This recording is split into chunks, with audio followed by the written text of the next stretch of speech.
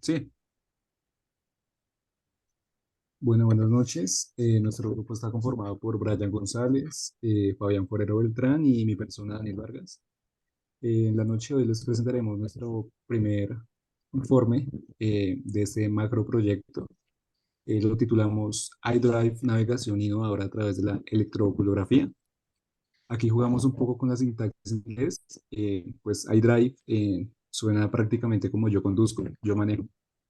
Entonces es como se ve con la sintaxis. Presentaremos lo que son la tabla de contenidos, hablaremos de una introducción, a qué queremos llegar con este proyecto, también hablaremos de qué es el EOG, que por sus siglas es electrooculografía. Hablaremos de dos antecedentes, uno comercial y otro más teórico. Pasaremos al diagrama de bloques del proyecto, después materiales y métodos del proyecto, donde también estaremos adjuntando las imágenes y evidencia de la fuente funcionando. Y ya por último, las referencias que utilizamos para fundamentar nuestra investigación.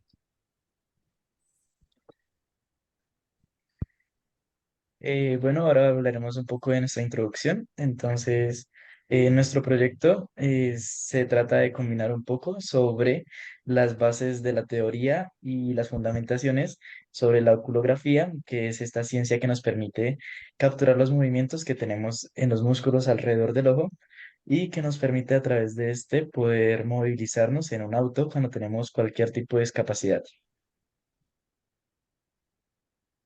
Siguiente. Entonces, ahora vamos a hablar un poco de qué es el EOG. EOG significa electrooculografía y como lo expliqué anteriormente, es la que nos permite registrar los movimientos a través del potencial que se genera, el diferencial de potencial que hay entre estos músculos.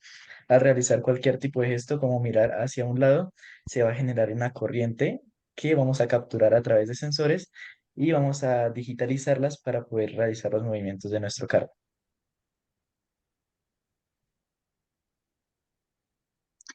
Listo, pasamos a nuestro antecedente comercial. En la imagen, pues vemos al ingeniero, eh, uy, se me quitó el nombre, al John Sebastián. ingeniero John Sebastián, sí, uy, se me quitó el nombre. John Sebastián Toro, del Pereira. Él pues tuvo lastimosamente un accidente de tráfico mientras manejaba su moto. Y aparentemente un vehículo que se saltó la señal de pare, pues se lo llevó por delante y durante 2 meses tuvo que estar pues totalmente discapacitado, con sumamente un montón de fracturas sobre sus piernas, sobre sus extremidades inferiores, por lo que pues su vida cotidiana se vio limitada.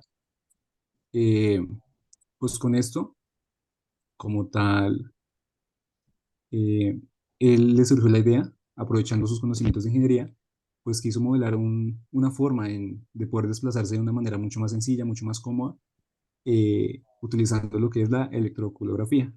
Entonces, como tal, él utiliza una pequeña cámara, como se ve en la imagen. En esta, pues, capta las imágenes del ojo y las envía a un computador. Es allí donde se interpretan las coordenadas y las traducen en comandos para enviárselos vía cera a la silla de ruedas para que pueda ser desplazada. Eh, esta investigación fue lanzada en el año 2012, tuvo el apoyo de la Universidad Tecnológica del Pereira, un grupo de investigación de robótica aplicada, eh, también junto con el SENA, y una firma brasileña apostó por ellos, llamada Ortobras. Esta es una firma que genera o diseña lo que son productos de ortopedia y planea pues hacer una inversión que permita comercializar este dispositivo en el año 2020-2023, si no estoy mal. Idea que ya está en el 80% de su masificación, en donde se le harán algunas modificaciones para que sea más ligero o ya depende del uso del usuario. Pasamos al antecedente teórico. En este, pues ya pasamos a un contexto mucho más internacional. Nos ubicamos en el sur de Asia, del hemisferio norte, más o menos en la India. El objetivo del grupo de ingenieros está fundamentado en la búsqueda de soluciones a las necesidades de pacientes que padecen, según dice ahí, esclerosis lateral, amiotrófica, condiciones clínicas tetraplégicas, parálisis u otras enfermedades progresivas que impidan respuestas musculares a sus, de manera precisa. Entonces, como se ve en la imagen, pues ya está como todo el circuito completo que ellos manejan. Ellos desde un principio pues quieren construir, pues pasar de una silla convencional a una silla que se controle de manera eléctrica. Entonces, pues también se puede ver que utilizan Arduino, algunos sensores que, que permiten la distancia entre los objetos. Eh, ¿Qué más podemos decir de este? Eh, Tiene dos motores de alto par, una batería de plomo, que sería como la fuente que energiza el sistema, un mecanismo de cadena, eh, controladores de motor y un módulo de relé que sirve para diversificar la corriente eléctrica dependiendo pues hacia dónde se quiere girar la llanta, ¿no? Entonces, como tal, ese sería nuestro antecedente teórico con el que más nos estamos familiarizando actualmente. Pasamos al diagrama de bloques del proyecto. En este, pues analizamos y creamos tres diferentes diagramas. En el diagrama A encontramos que tenemos primero al paciente, se le conectan los electrodos, se le adquieren las señales, que serían como las entradas, eh, se amplifican y se revelan estas señales. Posteriormente pasamos a un procesamiento de la señal, que sería una extracción de las características, clasificación de las características y una traducción a un comando para que pues sea fácilmente analizadas en un computador. Esto a través del sistema de control de la ESP32 a conexión inalámbrica. Pasamos al diagrama B. En este pues encontramos la conexión BLE, que es Bluetooth Low Energy.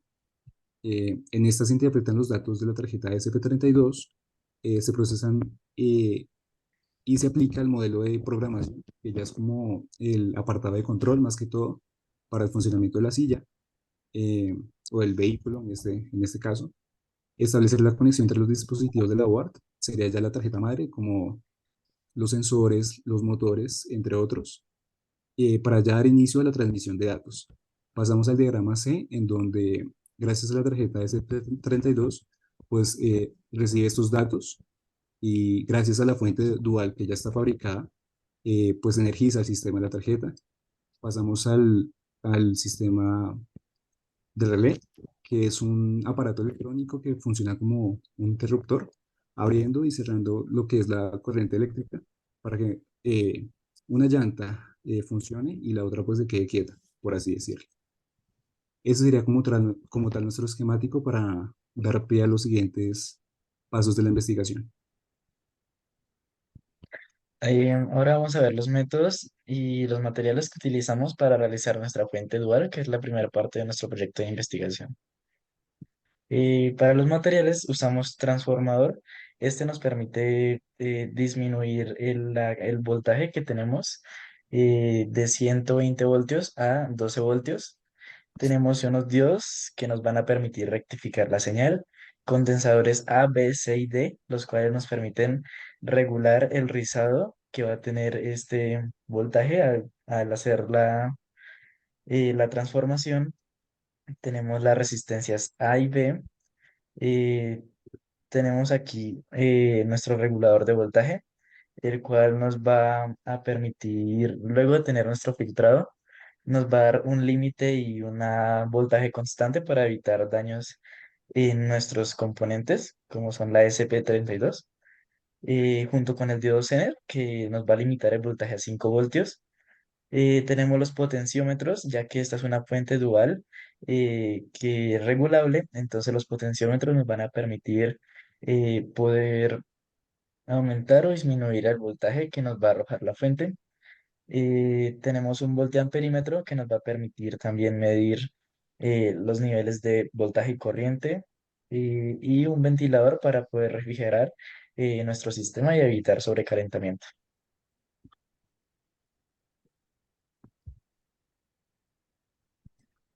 Aquí en requerimientos podemos ver un poco el esquemático que realizamos en el software de Proteus. Tenemos al inicio la fuente de voltaje, tenemos nuestro transformador, el puente de diodos, y aquí vemos que nuestro circuito se divide en dos. Esto es debido a que tenemos nuestra dualidad, las dos salidas de nuestra fuente, pero en ambas encontramos primero nuestro filtro, luego encontramos el limitador, el regulador, que nos va a permitir que nuestro voltaje no esté variando en el tiempo, sino que se mantenga constante.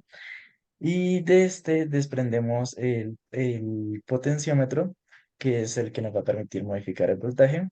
Finalizamos con los filtros y en la parte inferior tenemos el diodo Zener, que nos va a permitir limitar también nuestra fuente de voltaje. Listo.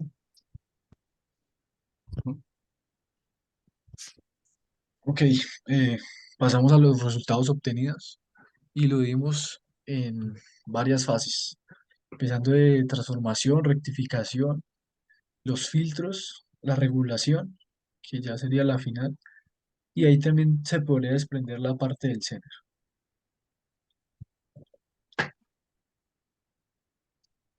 Bueno, como vemos, más o menos en la, como primera etapa, la etapa de la transformación, eh, más o menos se escogió un transformador de esas características porque es algo comercial y también porque nos daba el voltaje justo que era el requerimiento de 10 voltios mínimo.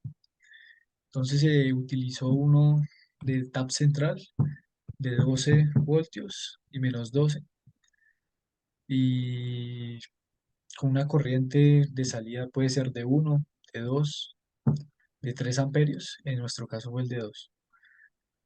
Para la etapa de la rectificación se escogieron los diodos de la familia 1N407, que son los que más aguantan voltaje. Pues ahí siempre hay que dejar un rango superior y no confiarse tanto en los datos porque pueden llegar fluctuaciones que pueda que aumente el voltaje. Entonces por eso se da ese rango. Y también, dado que la corriente es un amperio, de qué depende la corriente de la carga, que, o sea, la carga exige la corriente, entonces un amperio está bien para estos diodos, para esta etapa de rectificación. Como podemos ver, eh, bueno, no podemos ver, como se pueden desprender varias fórmulas según los datos conocidos que tenemos. Por ejemplo, la amplitud del rizado se puede hallar a partir de la intensidad de la carga, la frecuencia y la capacitancia. También un dato importante es el voltaje pico, que es el voltaje RMS por raíz de 2. En nuestro caso, el voltaje pico sería 12 por raíz de 2, que da más o menos 16,97. Tener en cuenta que ese 16,97 voltios se le debe restar el consumo de los diodos, 1,4 pues en cada etapa, dando un total de 15,57 voltios como voltaje pico final. Y a partir de ese voltaje pico podemos hallar varios cálculos como los condensadores y también el porcentaje de rizado. La siguiente etapa sería la de regulación. En este caso utilizamos los reguladores LM337 para la parte negativa y LM317 para la parte positiva. Digamos que el análisis que se hizo aquí es ir al datasheet y mirar de las ecuaciones que nos proporciona el fabricante. Según las ecuaciones se hace un análisis y mediante este análisis se puede ver el rango de salida al que puede regular. Por ejemplo, pues en la parte experimental, la que nos dio era mínimo 1,2 voltios hasta 18,5 voltios. Eh, para los dos casos nos dan las fórmulas. La última etapa sería la del Zener, que esta sí la vimos en clase. Y bueno, prácticamente tenemos que hallar, para este cálculo se necesita hallar más que todo la resistencia, RS, y RL viene siendo la resistencia interna de los componentes que vamos a conectar al Zener en paralelo. En nuestro caso fue el ventilador y el voltamperímetro. A partir del voltaje y de la corriente de funcionamiento de estos dos se halló RL, se sumaron y a partir de estos datos se halló la resistencia RS, que nos dio pues un promedio de 220 voltios con con un consumo de corriente de alto, bajo, por el que nos dio una corriente, una potencia muy alta, nos dio de 1.3 watts. La resistencia comercial más cercana era de 5 watts, por lo que se optó por esta. Entonces, más o menos para el cálculo, es para RS,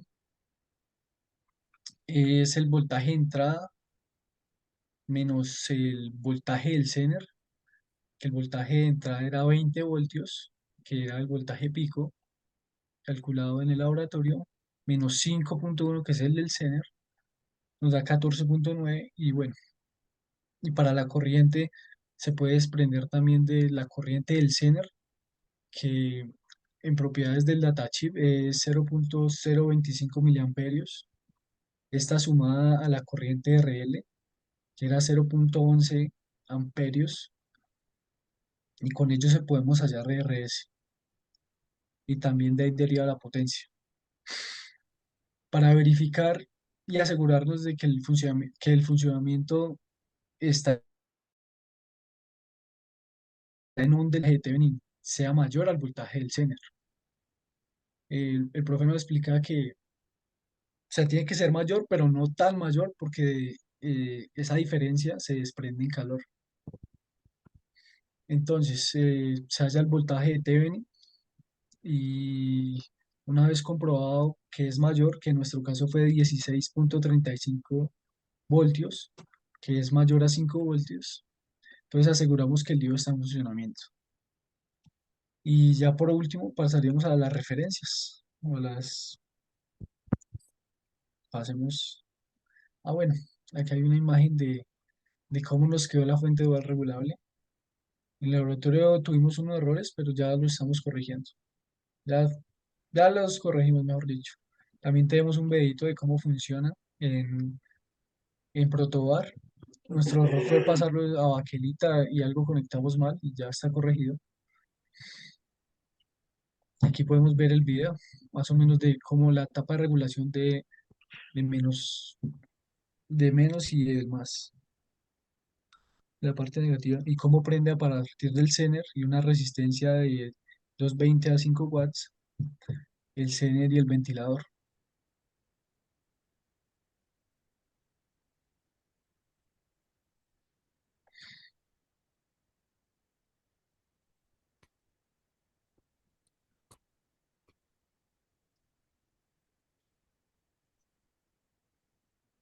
Y ya Y como así por, culminaríamos, ¿sí? por Con lo que último ya la tenemos referencia. así fundamentado.